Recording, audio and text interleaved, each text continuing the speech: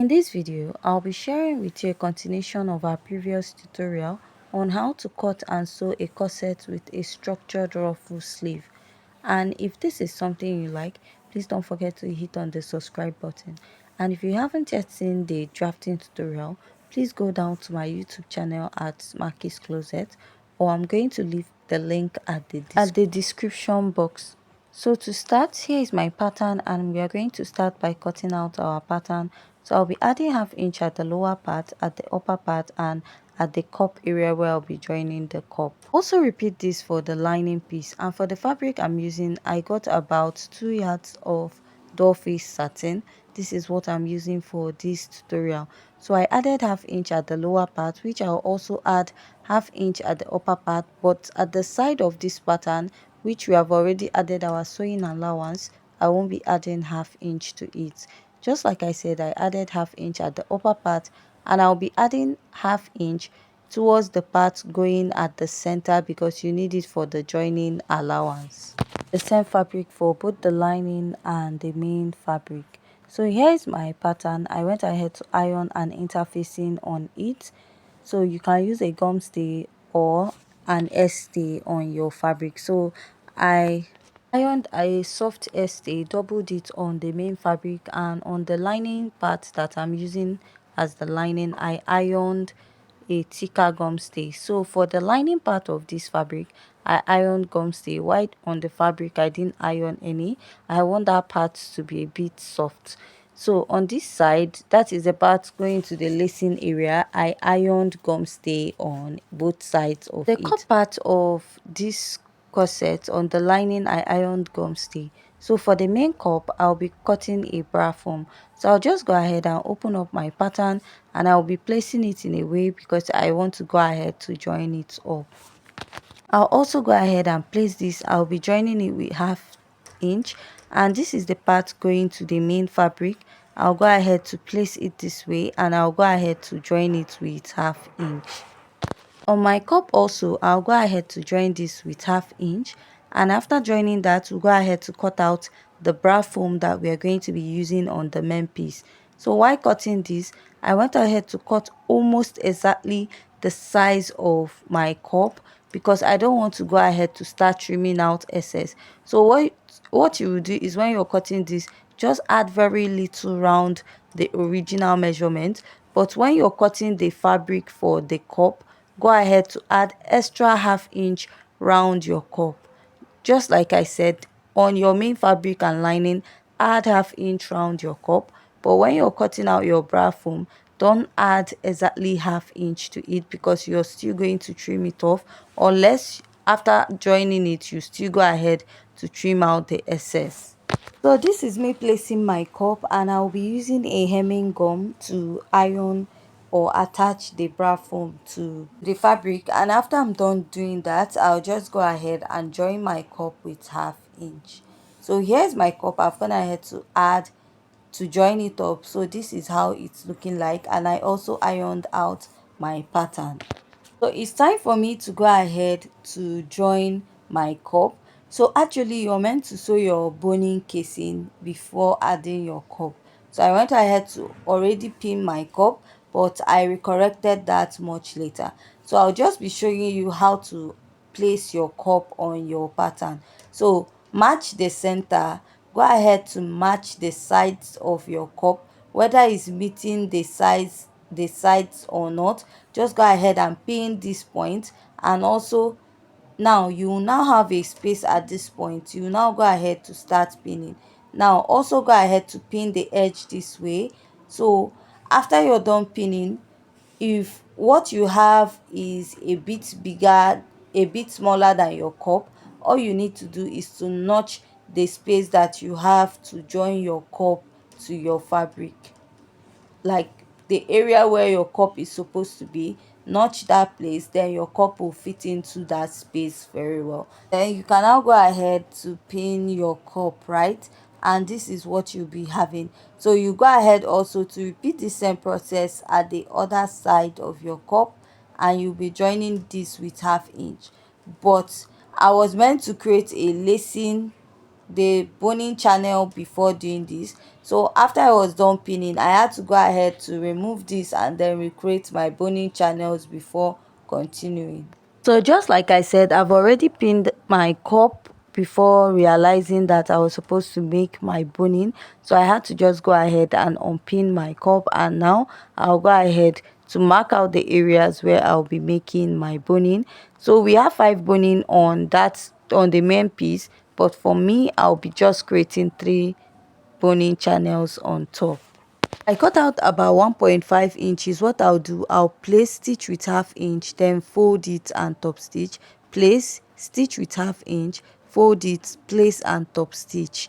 So that is how I'll create my boning channels for this pattern. So for this part now, what I'm going to do is to create a boning for the back. I'll just run one straight line at each part of the back, place it, top stitch, and then fold and top stitch on it. So I'll be creating lacing or boning channels at the end of my sewing. So what I'll also do is I want to shape out my sides already. So what I'll do is now to go ahead to pin out my pattern, and if you notice, I have an excess at the back, so probably that was a mistake when I was cutting my back pattern. So I'll just go ahead to trim it off. Now I want to shape my dress. I'll place my tape at my underbust. My underbust is 28 divided by 2. I have 14. So what I have here is roughly 17 inches. 17 minus 14, I have 3 inches. I'll mark 1.5, then place my tape and measure 14 inches. So my waistline is 28, and we took out 2 inches when we are measuring, giving me 26 divided by 2. I have 13. So what I have here roughly is 15. So 15 minus 13 will give you 2 inches. So that means I'll mark extra 1 inch here, then place my tape and now mark the 13 inches. Now I'll go ahead to connect from this point to the upper part. So when I place my tape here, my bust is 33 divided by 2. I have 16 and a half. So what I have here roughly is 17 or 18 inches. So what I did was just to go ahead to mark 1 inch at the upper part. I wanted to tighten the bust area very well so that it will sit perfectly. So from here, I'll just go ahead and extend this down by 1 inch or 1.5 at the end. So if you're sure with your measurements, you can just go ahead to extend it down with 1.5, because the actual ease we added was 1.5 inches. So now I'll go ahead to place my fabric and I'll be creating my boning channels, and after that I'll add my boning just the same way I explained to you to add your cup to your corset. I'll go ahead to attach my cup. So I'm done adding my boning, and the next step is to go ahead to add my cup to it. So after I was done sewing my boning channels, I noticed that my fabric has some ruffle effect on it, so I ironed a gum stay on it. So it's best to iron an air stay on your satin, that way it might reduce this ruffle effect. So I made a little loop which I'll be adding to this pattern. So I'll be measuring 1.5 inches. The first part I measured half inch first, then I measured 1.5 inches, and I'll go ahead to place this and I'll be stitching it on it. So if you're using an eyelet, there's no need for this. All you have to do is just to place your front and your back together. And also remember, whatever I'm doing to this front, I'm doing to the back pattern also. For the side, I'm going to go ahead to trim out all the excess and notch it very well so that it will relax, and also repeat this at the other side of my dress. Also be repeating the same process on the lining piece of my dress. So after this, I'll go ahead to place the lining, and now I'll go ahead to pin my dress together, that is the lining and the main fabric. And after pinning it, I'll be stitching it down. I'll go ahead to pin it all the way around before going ahead to stitch it with half inch all the way from the sides to the upper part and to the sides. After stitching, I'll go ahead to notch it all the way around so that it's going to relax. And also remember, while sewing, make sure you iron. After this, I'm just going to go ahead to top stitch at this side. Now if you're using an eyelet, to top stitch about three times. That is the space for boning, then the second one for eyelet, then another boning on it. Unless you're just using a loop, you just top stitch once. So after this, I'll just go ahead to pass my boning to this side and then go ahead to create the top stitch and add boning to the rest of my dress. So after that, after passing your boning, you're going to cut a piece of fabric about 1.5 to 2 inches, and it should be the almost the length of your corset. Then you're going to stitch with half inch, then turn it and top stitch. This is to wrap the lower part of the corset. So this is what I have, and now we're going to work on the sleeves. For the sleeve, I cut out about 8 inches by 22 inches. So what I'll do now is I'll place a peplon stay on it and I will iron out. And after ironing, this is what I have. Go ahead and fold this over and I'll run a stitch on it. Also repeat this at the other side.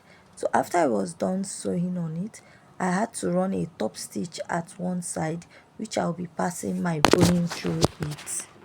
To make it more structured, you can add extra boning casing on it, like run another top stitch. But since I used a peplon stay, it is still okay. I am okay with what I have. So here's the organza that I have. I got about 2 yards, which I cut and joined together. So if you're going for this sleeve and you want it to extend to the back, please go ahead and get 4 yards or 5.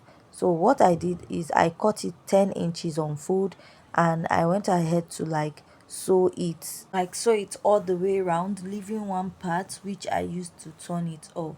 So this is me attaching my structure sleeve with my needle and thread, and you're going to hand tack it neatly, or you can also go to the sewing machine to do that, but it might be a bit stressful. So I just use my needle and thread. So over here you notice that I've fixed one side of the ruffle. So after you're done stitching your organza, that is, you turn it to the right side. So you now go ahead to use your needle and thread to run a gathers or running stitch on your organza this way.